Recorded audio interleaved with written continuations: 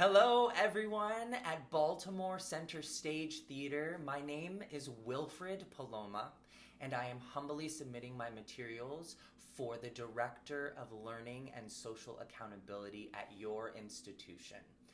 Before I jump into the very deep philosophical questions of what does learning and social accountability mean to me, I just wanted to introduce myself. I hail from San Diego, California. That's where I am right now, sunny SoCal. But I was actually born in the Philippines and came over with my family when I was relatively young as immigrants, refugees specifically, due to a natural disaster. Kind of jumping forward to now, my identity as it relates to the larger community here in San Diego and by extension Southern California, I am a teaching artist, educator, as well as director, choreographer, actor, singer, dancer, deviser, collaborator, and organizational worker as well. I think it's so important to acknowledge the deep well and many different hats that I'm sure you all as well know wear. Because the summation, your identity, is connected to all of those things. And when we talk about the work that is necessary now, the call to respond and affect change in our day-to-day life, it's going to require our whole selves. And acknowledging who we are, knowing who we are is so important. So I just wanted to start with that in this conversation. So, what does learning and social accountability mean to me? Well, I love this question so much because right now, today, in the very urgent moment that we are living in, learning, social accountability is not just something we need to talk about. It's something that we need to live every day, whether it's through our personal relationships or professional relationships and what have you. But there's also large-scale implications. And I just want to say, from a just singular human perspective, learning and social accountability are mantles to which I live my life.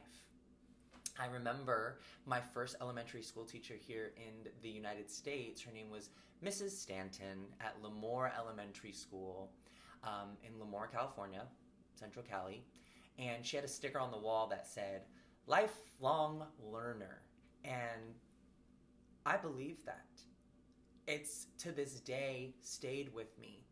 Because yes, of course, the obvious being, as human beings, we walk through life postured to learn. And what I mean by that is we don't hold necessarily all the answers to every situation or every equation, formula, right? And life is filled with so many different experiences that require us to show up in a multitude of different ways. But the more provocative thing to learning, that kind of term to me, is what it requires from someone who is in a position, a role, a hierarchical structure that is able to create, implement programming, curriculum, social engagement and connectivity in a very tangible way. And showing up means, what that learning means, is can you ask yourself, can I continue to ask the question of who am I serving? To what purpose does this serve on a larger scale of humanity?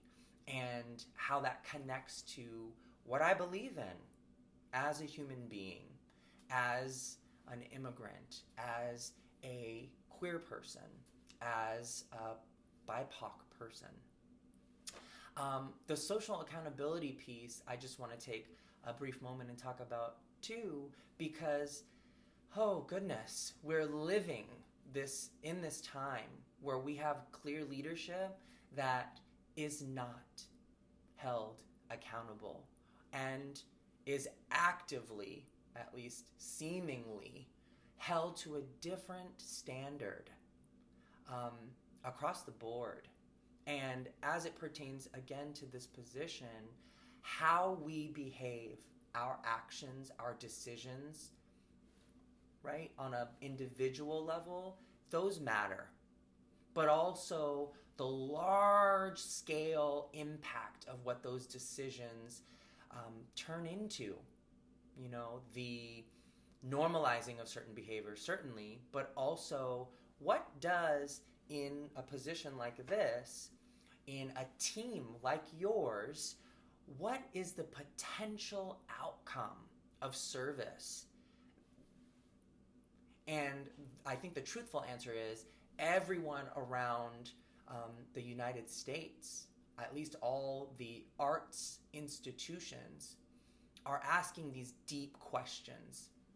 Now, I just want to wrap up this submission by saying and as you'll see in my curriculum vitae, I have been very blessed to work in different capacities and roles with many different organizations, working as an ancillary board member, dealing with the very real budgetary kind of constraints that are happening right now due to COVID and the pandemic, but also kind of lasting implications that didn't just show up this year.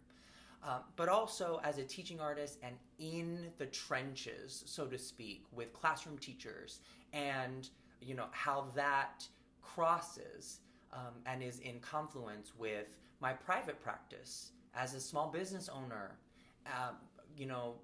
dealing with private clients and the ever-shifting aims and intentions and trajectories that these individual human beings have.